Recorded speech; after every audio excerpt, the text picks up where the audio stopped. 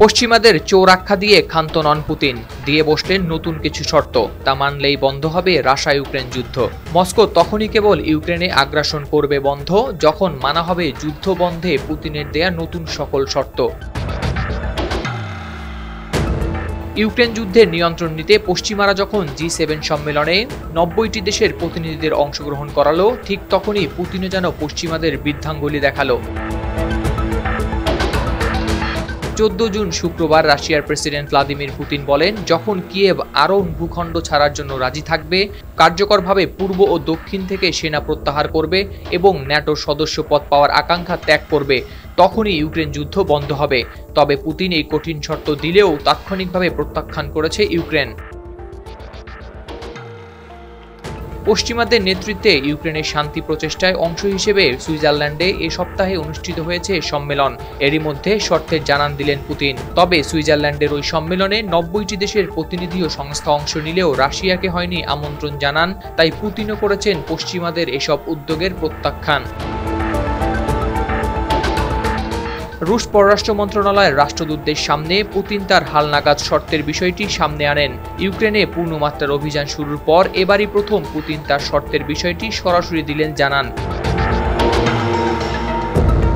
তবে পুতিনের এই শর্তের বিষয়ে মার্কিন প্রতিরক্ষামন্ত্রী লয়েড অস্টিন বলেন, ইউক্রেন নিয়ে কোনো দাবি জানানোর মতো বা যে যুদ্ধ তিনি শুরু করেছেন তা আজই শেষ করার মতো অবস্থায় নেই পুতিন। এদিকে শর্তের খবরে ইউক্রেনের প্রেসিডেন্ট জেলেনস্কি বলেছেন, পুতিন যে প্রস্তাব দিয়েছেন তা বিশ্বাস করার মতো নয়। তার শর্ত মেনে নিয়ে যুদ্ধবিরতিতে গেলেও তিনি হামলা বন্ধ করবেন না।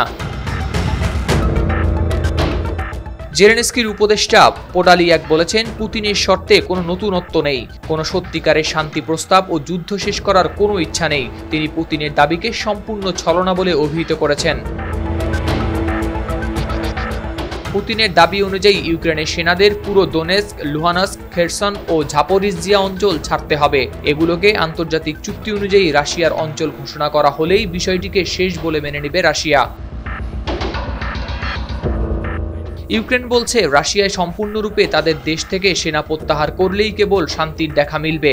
তাদের মতে মস্কোর শর্তে যুদ্ধে কোনো বিরতি কেবলমাত্র রাশিয়াকে আরেকটি আক্রমণের জন্য পুনরায় সংগঠিত হওয়ার সুযোগ দেয়া, কারণ তাদের লক্ষ্য পুরো দেশ দখল করা।